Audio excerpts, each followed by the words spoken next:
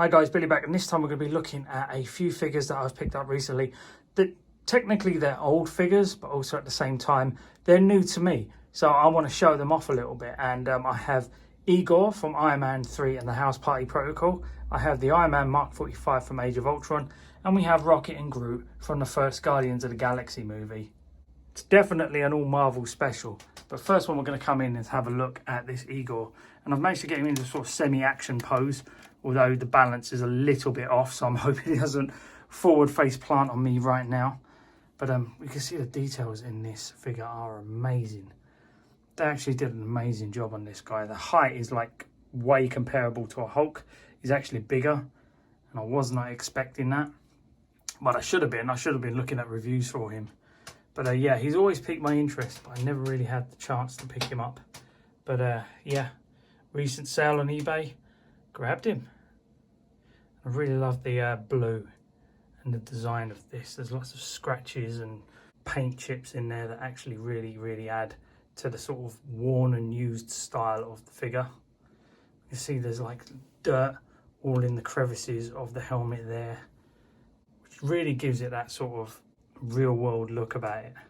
And he's very industrial as well. This is obviously something that Tony designed after the Avengers movie, where he was actually realizing the damage that that sort of situation can cause. And obviously this guy was designed to probably maybe prop up columns for buildings or break through rubble to rescue people, that kind of thing. But he didn't last long on screen, so I can understand why people weren't too, rushing to go out and get these guys. But if one of these House Party Protocol figures do pique my interest, I try to pick them up. There are many that don't pique my interest and I'm never going to get, but this one was definitely one of the ones that I wanted to get because it does look so cool. The articulation on this guy is way more impressive than I expected it to be. I genuinely thought this was probably going to be more of a power pose, pretty much like the Hulkbuster 2.0, but it's not. It is actually a fully posable figure. The knees you can bend, the thighs you can actually lift up forward, the arms can bend, the fingers are articulated, the head is articulated, and the torso, it's got a left and right pivot plus a forward and back pivot, so we can lean more forward. It can look up quite high, look at that, and look down quite far, and he can turn his head quite a bit. And I'm very impressed by that. I genuinely didn't expect it to be such a highly posable figure, but he is. I'm going to turn him around now. And coming around and looking at the back, we can see all those details going all the way up the spine. They've even done some sort of chips and some weathering on the inside here.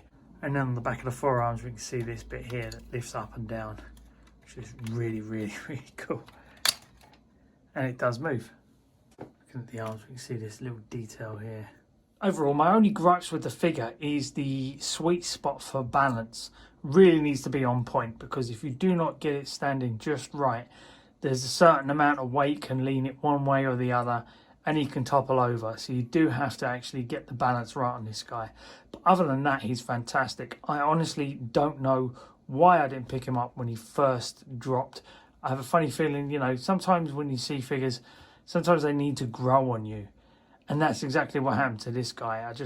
He needed to grow on me. I needed to find a way of getting him into my collection in a sort of natural way. And I'm really glad I did, because I got him for a really good price, really good deal on eBay. Speaking about figures growing on me, next up we've got the Iron Man Mark 45. Okay, now this is one that definitely took me a while to sort of warm up to. I was more into like the Mark 1, Mark 6, Mark 7, all those chunkier designs, rather than the more organic designs he went for later in the films. And yeah, one of the things that put me off a little bit was the colour of this guy. The red was just, it was a little bit lighter red than I was used to. I preferred the cherry red. Yeah, this one's grown on me over the years. I'm actually starting to grow to appreciate the Civil War version as well. Mark 46 and the Mark 47. I think the Mark 47 has gone back up for pre-order. And annoyingly, the other day, the Mark 46 appeared on Sideshow. I think it's probably just one or two figures. They found them in boxes or something in a warehouse, and they put them up on the site, and they went like that. They just disappeared.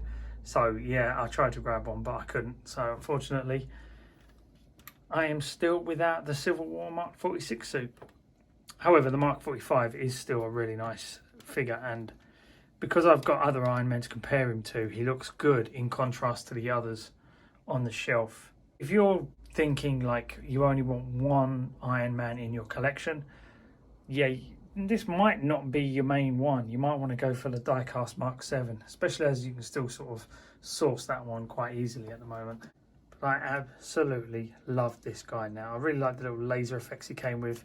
These bits pop up and down on his forearms. Some very nice design. Again, some really good posing as well. I really like that. I don't put batteries in my Iron Man, by the way. No point to it.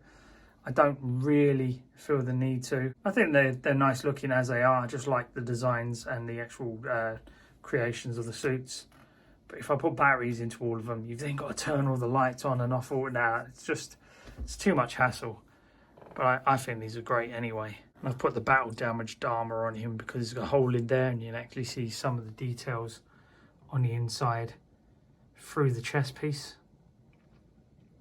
And yeah, this has definitely been a grower on me. It's got all these little vents and stuff out the back. This looks really cool.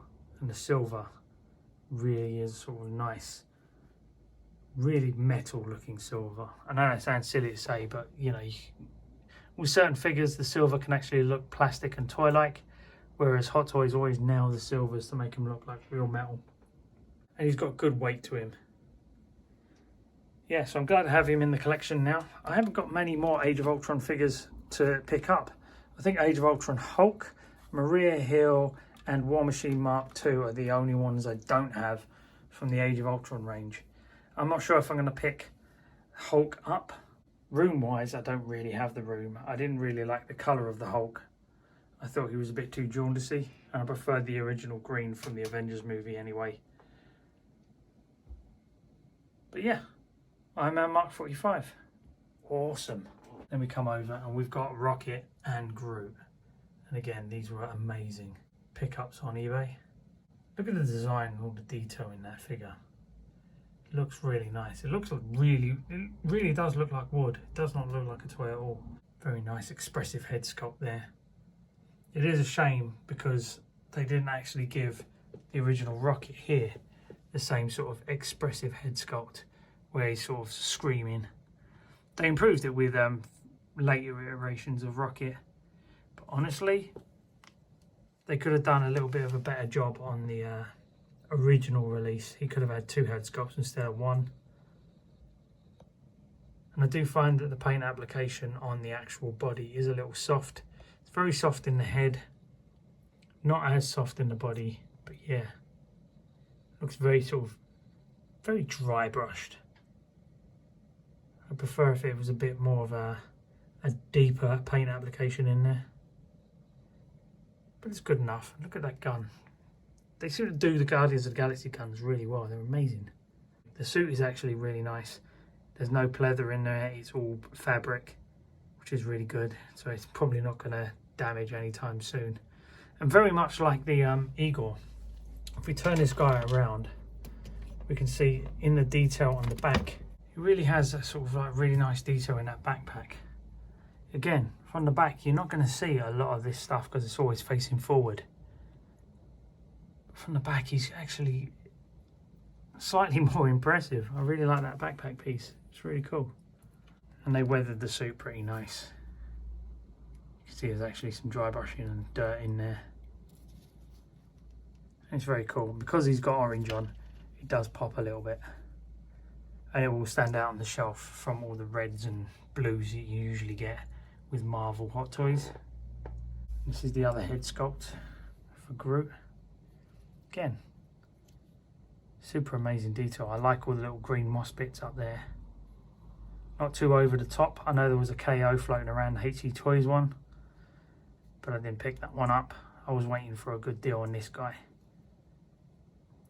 Just because I prefer the details and the green isn't as sloppy and too over the top like the HE Toys version. And of note, I really like this sort of hand he comes with. He also came with the exclusive Groot in a pot from the end of the movie. Really hoping to actually redo Drax. I really would like Drax in the collection. I just didn't like the sort of blank expression he had on his face in the original version. So I'm hoping they do a second Drax. I actually thought they'd do a second Drax by now anyway, seeing as they've done all the engineering for it. I am surprised they haven't announced that second one that they teased at the comic conventions, where he's got a more expressive screaming head. So do the right thing, Hot Toys. Announce him, will ya? Come on. Drax is still missing from a lot of people's collections. And I do have Gamora coming if she's ever released. New figure that Hot Toys just announced have released is the in-game Rocket Raccoon. It took them from pre-order to release about 11 months. 11 months in total. I know they had the body already and the head sculpts already, and they just had to redo the suit and the accessories. But still, the fact that they have actually managed to knock that guy out, a big batch of them in like 11 months, and 2 years later we're still looking down at our hands, twiddling our thumbs, waiting for Gamora, is crazy. And Ant-Man Wasp are getting up there as well now. But they're all paid for. They've all been paid. I've dropped all the money on them. I'm just waiting for it all to be released. And that's why I've managed to pick up a few legacy figures while I'm waiting. Look at this guy. Massive. Okay, what's coming up on the channel? I have Rocket Raccoon coming at some point, if he ever arrives. I have the Blitzway The Boy Hunter's figure coming. I also have quite a few figures waiting from China, from AliExpress, including some weird looking Crazy Toys Captain America and a couple of others. I am going to be doing more videos on my channel, so like and subscribe. If you do me a favour now, if you can get the F out of my cave, I've got to try and find a way of adjusting my shelves to try and fit this guy on, because I don't think he can stay here. He's in the way of my placement of all my Endgame figures. Okay guys, bye bye.